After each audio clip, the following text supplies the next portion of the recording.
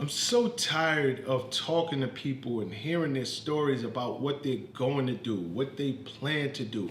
And we all know people like this. I mean, it could be friends, it could be family members, it could be people who we work with, people who just talk your ear off all day, every day about what they're gonna do. It's never about what I'm doing. It's always about, I just want to chase my dreams and I just want to follow my passion. And you talking all of this rhetoric that you heard somebody else say, and you really present it like this is what's really in your heart and in your mind. And I get frustrated. I'm like, yo, we've been talking about this for years.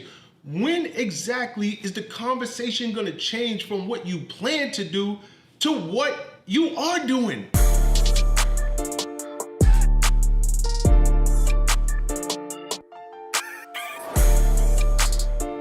Like, I get it. I'm so happy for you that you want to chase your dreams, that you want to go and follow your passions. But when exactly is that going to happen? Because I've heard all about your plans already. I've heard about what it is you want to do for so long. Please change it up. And we all know people like this.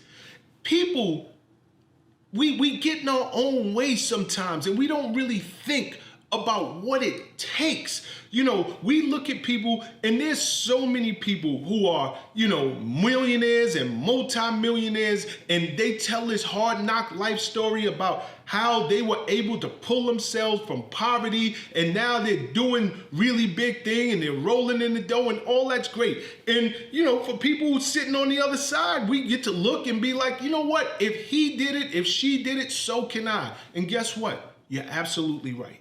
Yes, you can. But you really need to, while you admire these people for what they're doing, keep that in the line of sight. Keep where they are at right now in the line of sight. That's goals. That's something for you to work on. But where you really need to focus your attention is to the part of the journey that they're telling you about, that this journey towards success, it is not easy. It is going to make you earn every bit of it. There's nothing that is going to come easy on the journey to go from $0 to 7, 8, 9 figures in the bank. That is difficult. Do you have that type of commitment? I could sit and I talk to people and I ask them the same questions. Like, do you want to be successful? Yeah. I want to be successful. Do you want to be a multimillionaire? Yeah. Shawn, I definitely want to be I'm going to be a multimillionaire. Well, are you built for it?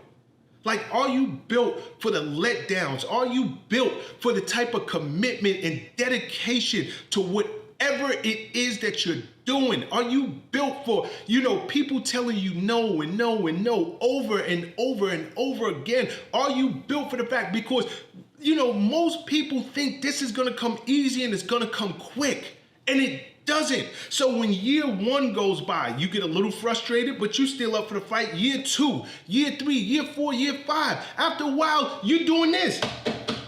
I tap out. No more, no mas. I cannot go anymore. I'm broke. I've been at this forever. And it's like, I thought you wanted this. Because did you really think this was gonna be easy? Did you really think that you were gonna get success overnight? Because it doesn't work like that. But are you built for it? Are you built for that grind?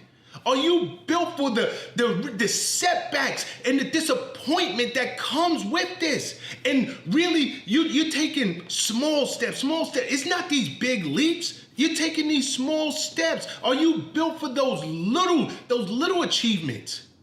Because if you're not, this ain't the game for you. Go ahead and get that 9 to 5. Get something that's safe. Get something that bi-weekly there's going to be a direct deposit into my bank account. Because this over here, it ain't for you. And it drives me crazy because it's one thing to lie to me, it's another thing to lie to your friends and all that. But when you start lying to yourself, that's when you were just off the rails. That's when you just lost me. We all know people who are talented, people who are born with gifts. All the top of my head, I think about these hood ballers, like guys that I grew up with, guys I know from the hood, and they're incredible. If you put a ball in their hand, they're playing they're playing in leagues all throughout the city. Everybody in the city know their name. But for them, While they'll tell you, I can't wait to get to the league. I can't wait to really take on the elite competition. I'ma just dominate. What are you doing in your off hours? What are you doing when you're not playing in those summer tournaments?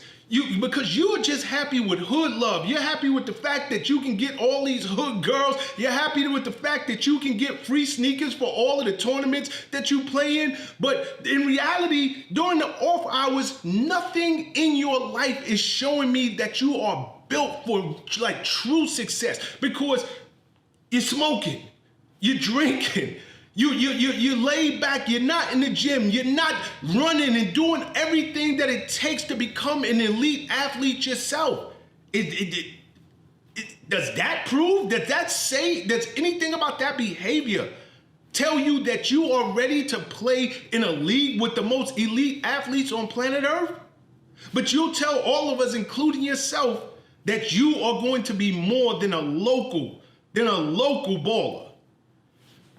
Then there's another case. You know, when you, and I think about people who are really built for this, like people who have made it to the top. We all know these types of people who have made it to the top, and they go through some turbulent times. And, you know, Robert Downey Jr. comes to mind right now, because Robert Downey Jr., we all know him as Iron Man. We all know him, the Avengers, in the face of the Marvel Cinematic Universe. But let's think back to Robert Downey Jr. in the 90s. Robert Downey Jr. was a big star, don't get me wrong, but he was a straight fiend. This guy was an addict, and you know you're an addict when you get so high, you go to the wrong person's house, get in the wrong person's bed, and go to sleep.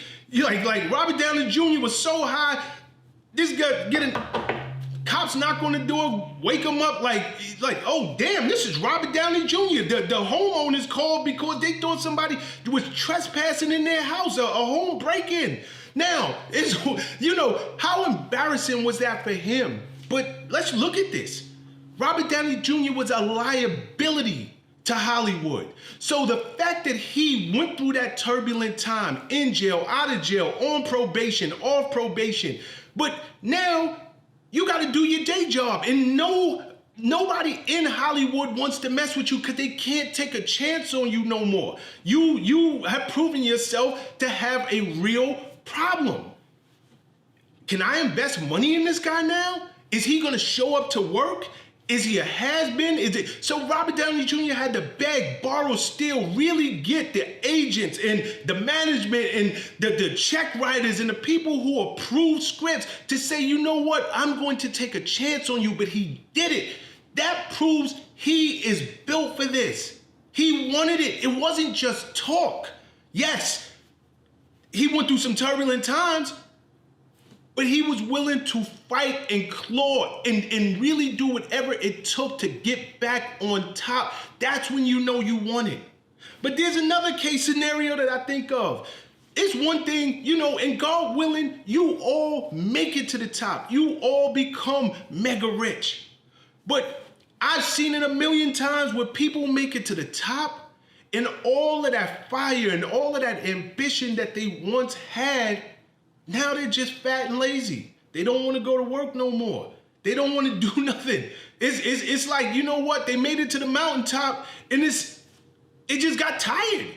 They got comfortable. They got complacent. And that's why I love a person like a Tom Brady. Because Tom Brady, top of the world, 6 rings, the GOAT.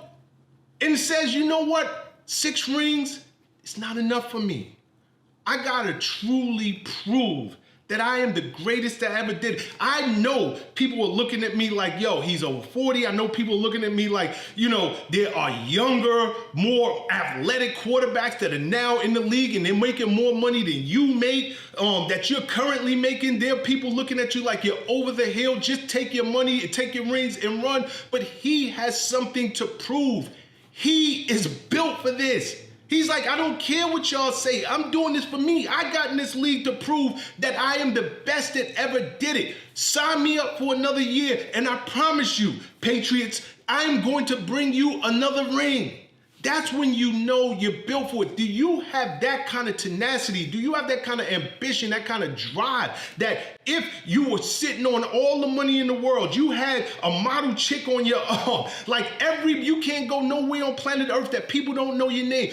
Would you still have that type of drive? Would you still have that type of killer instinct to say, I'm willing to go out there another year and do it again, just because I need y'all to know. I need myself, when I look in that mirror, to know I am built for this.